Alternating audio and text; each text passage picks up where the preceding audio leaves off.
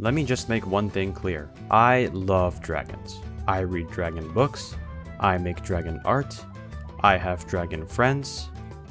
Okay, only one of my friends is a dragon, but the point still stands. It has always been this way. Ever since I was old enough to comprehend the concept of giant winged flying reptile with lots of spikes, I was hooked. If you asked me what my favorite animal was at any point in my life, I would probably say dragons. But wait, you might ask. If the dragon is my favorite animal and the creature I've been obsessed with for my entire life, then why do I look like this? Why is my internet persona not a dragon? Well, that's a great question and one that I've asked myself many times before. Why did I choose to make myself look like this? Oh right, I remember now. When I was first designing a character to represent myself online, I was incredibly bad at drawing, and I knew it. My first idea was to make myself a dragon, but I felt that I wouldn't be able to do it properly. Butting off more than I could chew, you know? I didn't believe I was capable of designing a dragon character, because I had no idea where to even begin. Like, what does a dragon's head even look like? What about the body? How do legs even work? And there's no way I can even fathom drawing those wings properly. In the end, I gave up on the dragon dream, believing it to be impossible for somebody of my caliber. Until now. That's right. I am finally confident enough in my drawing abilities, so much so that I have at last been able to do what I've wanted this whole time. Oh, this is the happiest I've ever felt about my self-image. Now, just so that this video isn't literally 1 minute long, let me yap about character design for a bit. I promise it's relevant. After I gave up on being a dragon, I still wanted to have a cute character to represent myself.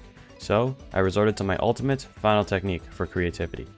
Theft. See, I found this image online, and while I have no idea where it came from or what it means, I found it to be really, really cute. So, bam, that's me. In all seriousness, there was a little more to it than that. I took the base design and tried to imitate the look in my own style, and slowly over time I added more and more features to make it less of a copy and more me. But enough about that guy, let's talk about dragons. More specifically, how I designed this current character. I must confess, I'm not actually a very creative person. I really struggle heavily when it comes to designing my own characters. For a long time, I had a general idea for what I wanted. Horns, wings, spikes, lots of spikes, but I didn't really know how to execute it, so I kinda just had this big jumble of disorganized ideas in my mind. Sometimes I tried to design a character, it wouldn't come out the way I wanted, and I'd give it up again for the time being. This would continue for a while as a bit of a cycle, until recently when I discovered my savior, the YouTuber ArcDraws. I'm not going to talk about him in too much detail, but I will say that he is really, really good at drawing his dragon character. When I found his channel, I was like, oh my god.